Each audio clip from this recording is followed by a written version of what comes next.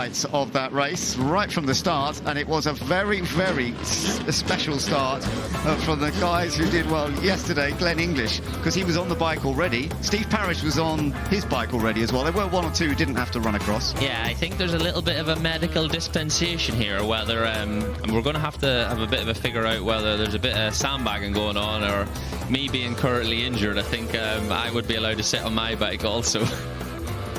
Yeah, and well, he did a great job up front initially, but it didn't take too long for the number 68 bike of Michael Rutter and Michael Russell to come in there. It was a disappointment that the 37 bike pulled off early, because that was actually going very, very well, and it meant an early retirement for James Hillier and Dan Jackson's bike.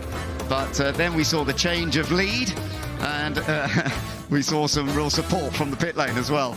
Yeah, Davey Todd shouting at his counterpart there to get a bit of a move on. But yeah, it was a really good ride by Davey at the end of the race to tip Steve Brogan just for second place right on the last lap. So yeah, he was pushing hard there right to the end.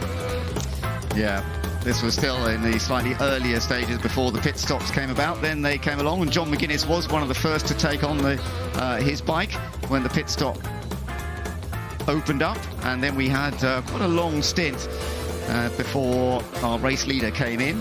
Glenn signalling that he was coming into the pits, and then we saw this wonderful battle between Michael Dunlop and the fight that went on with Howie, that went right down to the line. There's one of those BMWs you were talking about with their cylinder heads virtually touching the tarmac.